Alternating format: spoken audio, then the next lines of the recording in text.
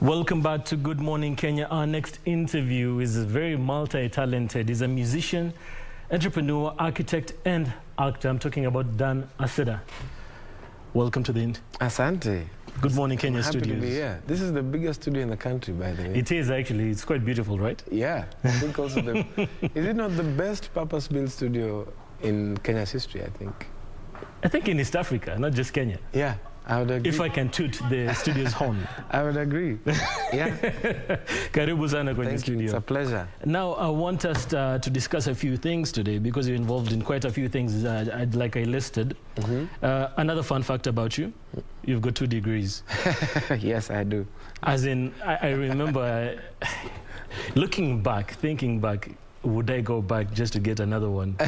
You know? Would you? No. But I'm encouraging people back at home to go and do you. Yeah. Yeah. So let's talk about that, your educational background in architecture. Yeah. Why did you go back to get another one? Oh, well, I was always passionate about architecture, to be honest. I love design. I love the idea that as a human being, you can make the space that you live in. So I love that. And so it was something that was always driving me since I was younger. So even after the first degree, I was very convinced that I have to finish this thing and do the second one. And for context, what they do in architecture degrees now, because the course is very long, is they split it into 2.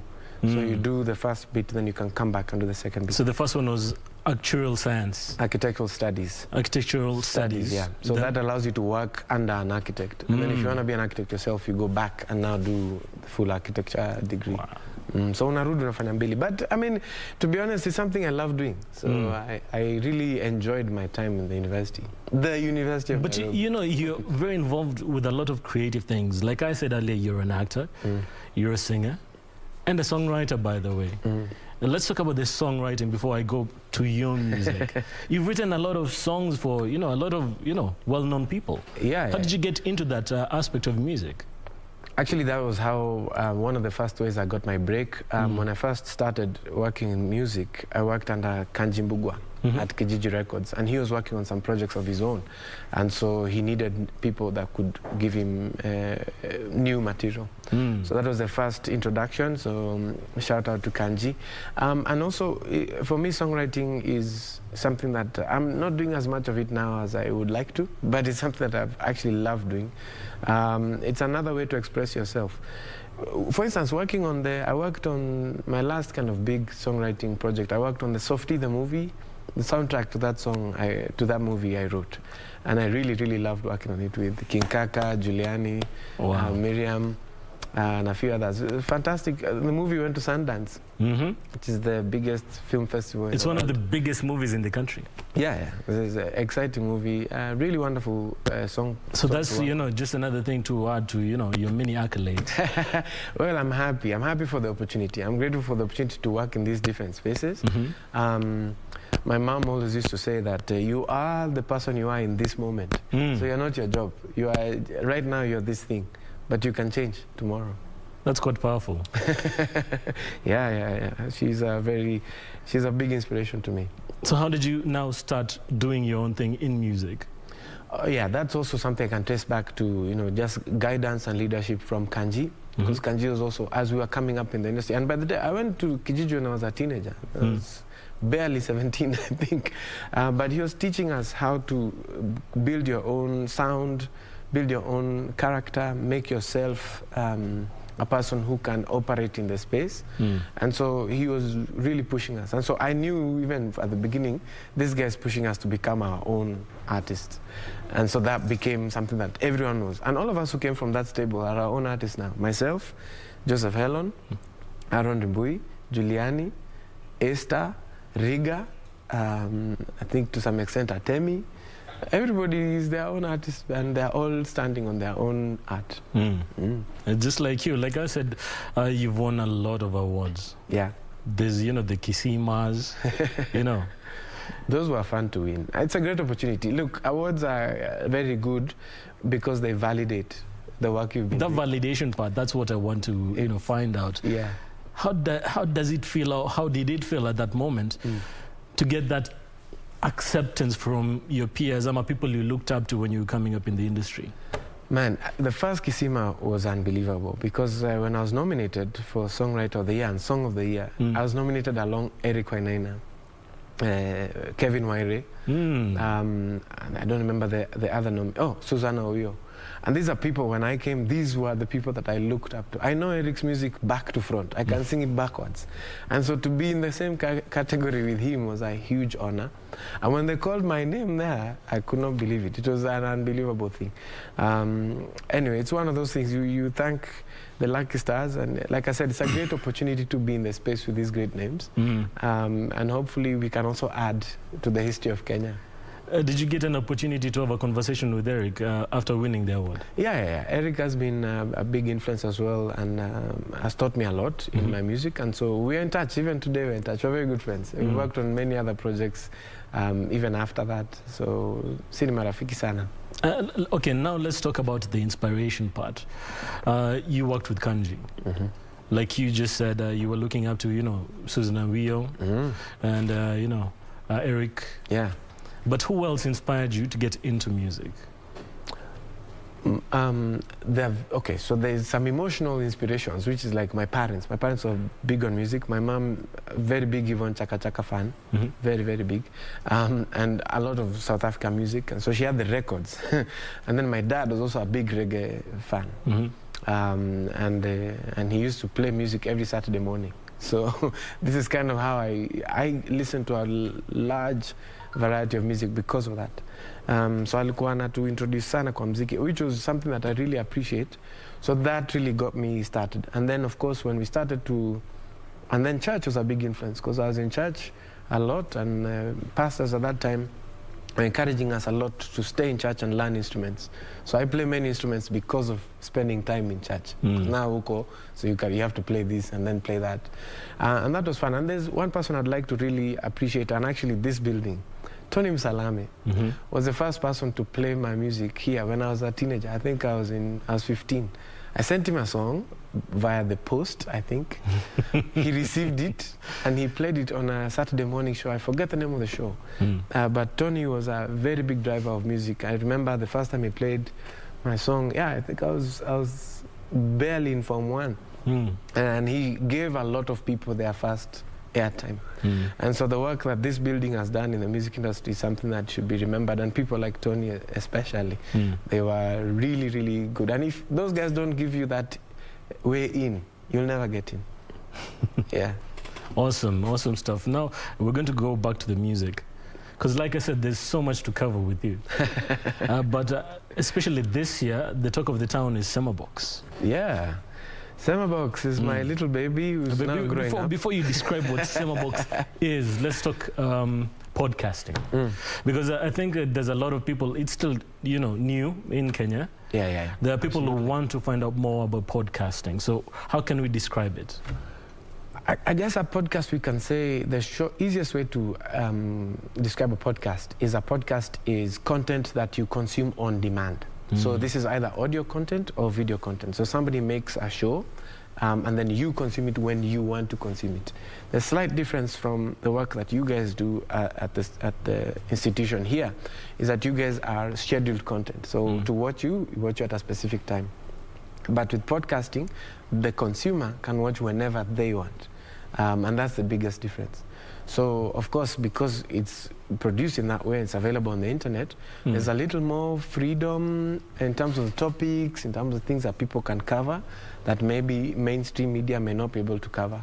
So, for example, if I want to cover stories from, let's say, a place like Bumala town in Western Kenya, which I like to go to. If I want to cover stories from Bumala, there's not every story from Bumala would make it on the news at KBC because KBC is interested in a national coverage.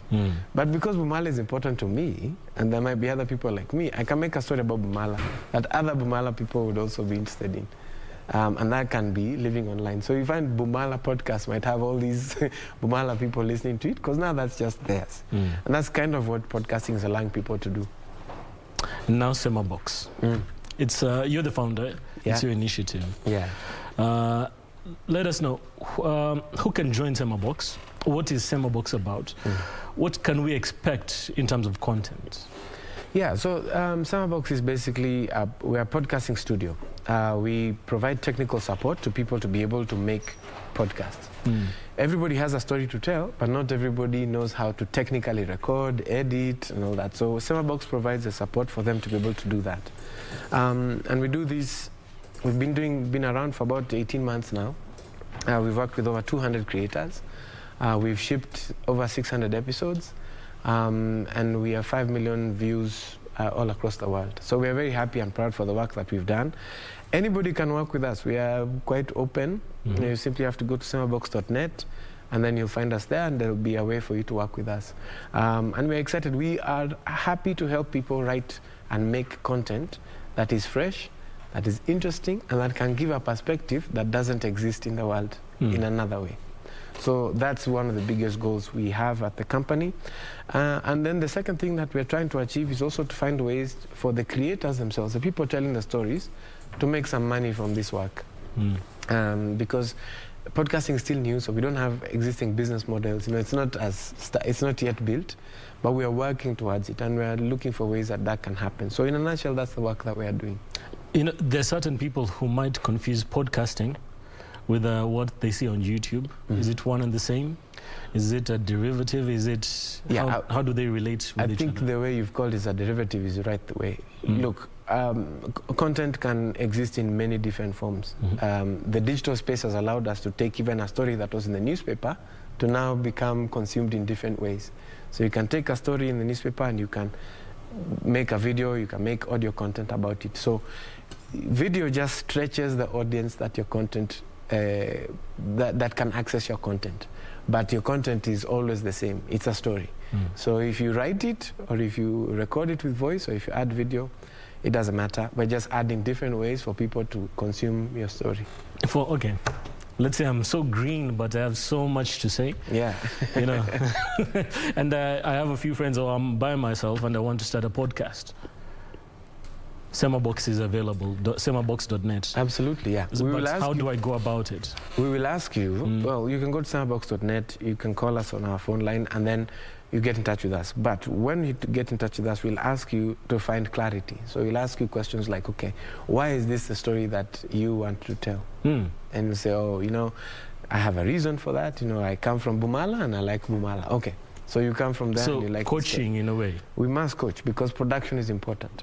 The best storytelling in the world is driven by very good research and very good writing. So quality is especially important with SemaBox. Especially important. We try to make and help all our creators get better every day. The guys in my office who work at SemaBox will tell you, we don't stop anyone to tell their story, and we don't want you to be perfect, but we want you to get better every single day you are here.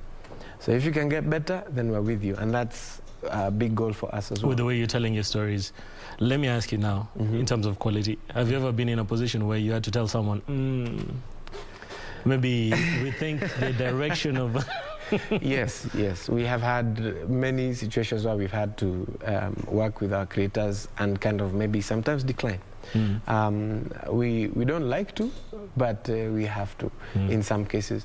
Specifically, if we think the story is not authentic, we may have to decline. If we think the story is not being told with ethics and dignity of the subjects, we may have to decline. And then, of course, the standard things. If you're inciting people to hate speech or things like those, unfortunately, we decline because we have to work within general media ethics principles. So those are the things that would say we decline a story. But in general, we allow a lot of stories to be told. And anyway, nobody needs to insult anyone to tell a good story. Yeah. It's interesting that you talked about hate speech because we're in an election year. Yeah. How can podcasts, create that conversation among the youth? Yeah, I would say, well, we can. There's an opportunity for us to speak to the topics that are driving this election and also the topics that are inspiring our daily lives in general. Podcasts are not the only people who should be working against hate speech. I think everyone who's working in media needs to this is something we all need to rally and work on together. But there's a huge opportunity for podcasters specifically because they speak to very niche audiences to be more direct and say, look, we can have a healthy competition of ideas, we can have a healthy competition of personalities without insults. And that's perfectly okay. Nobody should actually feel like they need to insult a person for them to make their point at all. Yeah. Thank you so much. Like you said, SemaBox.net is where you can get more information about podcasting. It's a really good initiative. Thank you. Back to the music. Okay. There was an online magazine that said you are among the top 10 male voices within the country. I was very flattered by that. I was very, very flattered because there are very, very good singers in the country. Yeah, it's very flattering, and that's a kind of recognition, validation that helps artists really believe in themselves. So thank you, whoever wrote that article. I really appreciate you, and thank you for everyone else who's been listening to my work and consuming my work all these years. Because I've made music since I was a teenager. I'm no longer a teenager. Yeah, I've made music for over 20 years now. But, you know, with age comes wisdom and all that. So yeah. Now, with that said, this is what I'd love to do with...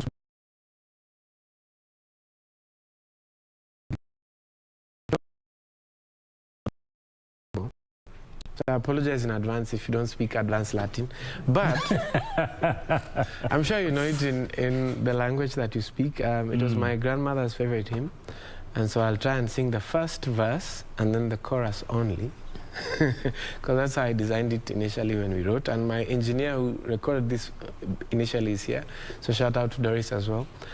Aretoka wotho eyo madhi malo dalo duto karango pile ni mondo ruth otinga malomo loyo ruth tinga malomo ndachung kaiewe cheni duto metingama lomo loyo abet kapa koi pile. Awesome Thank stuff. You. It's a pleasure. I do agree with that article. You have one of the best voices within the country. Thank you very, very much. Now, what's next in terms of music?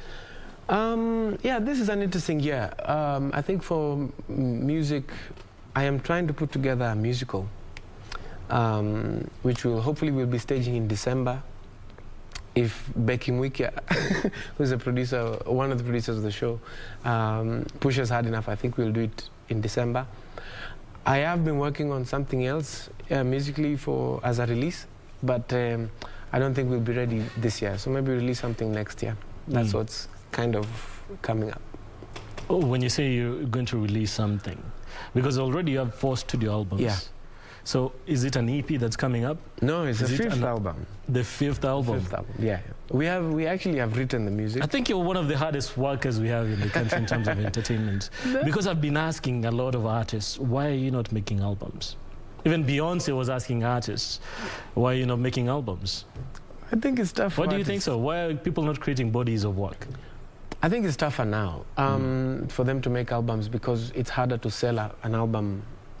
It's harder to sell a group of work, a collection of work, than it is to sell one work. So people are making the decision to just sell one at a time. Is it hurting the music industry? I wouldn't say because, okay, here's the conversation. A group of artists are saying that momentum of just releasing singles is enriching the streaming service. Okay, yes, correct. And not the artists. Correct, I agree. Yeah, I agree. So what they're talking about is a broken business model. The business model for selling and distributing music is broken in the digital space because the streaming platform is collecting the revenues and then they are deciding what revenue will be given to the artists. So that's problematic because if the two of us have an album on the same platform, but mine is more popular than yours, we should not be earning the same amount of money. That's standard market principles. Because there's more demand for mine, I should have a higher price. So, of course, that's a broken business model, and I agree. I think streaming platforms must change the way they are operating. I also strongly believe that they will die in the next 5 years unless they change, because there'll be more shift. Injustice doesn't last very long in capitalist environments. People will shift. So yeah, but I do agree with the artist saying that, look, it's a challenge for me to sell on this platform, and I want to find a different way to do it. Making albums is one way, because the good thing about an album is that it helps you mobilize your music around a collection, and that helps you build a community. And once you have a community around your work, it's easy for you to go directly to them. So now you don't need the streaming platform.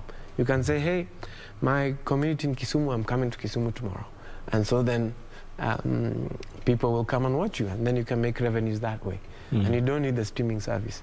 The people who are doing this the best are, Kenya likes to call them ethnic musicians. I like to call them the classic Benga musicians. You know, the guys who are Samido, Prince Inda, these types of guys, they are already going directly to their consumers, and that's the way forward. Build your community and talk directly to them. Talk directly to the people. Thank you so much. We've had so many conversations, and I feel like, you know, there's a lot more in store. Call me back. I'll be happy to come back. Of course. Of course. But before we conclude, like I said, you're very multi-talented. You've done a lot of things. But a lot of young people are looking up to you. They know Dan Aceda, which reminds me, Cheesy. Yeah. The artist formerly known. Ilitoka kwa Dr. Jones Mwenda. Dr. Jones Mwenda was my classmate in high school, and he's the one who came up with that nickname. Dr. Jones now in South Africa, shout out to you, but I had to drop it because I felt that I had changed as a person, and so I wanted to Let's quite cheesy. Yeah, but he actually gave me the name. It was very flattering why he gave me the name. I won't say here. It's very flattering why he gave me the name, but I think I just changed and became a different person. So okay, yeah. Dan, aka Cheesy Aceda, what advice would you give someone who wants to get into the entertainment industry? Because I think you've seen all aspects: the acting, the music, the podcasting, the production. So, what advice would you give someone? That's a very deep, layered question. But if I had to say, I would say just two things. The first is go to school. The world is full of artists of every kind. So it's time for the world to see musicians and artists who have a worldview and an analysis that has the benefit of all the knowledge that has come before us. So as much as you can, go to school. And then the second thing I would say is you should always, always believe deep in your heart that you are special, and the thing that you can do, nobody else can do. And once you believe that in your heart of hearts, it will drive everything that you can do. Yeah. I'm inspired. I hope you are. I am inspired, and I hope the people back at home are inspired as well. What one is it? Dan Aceda?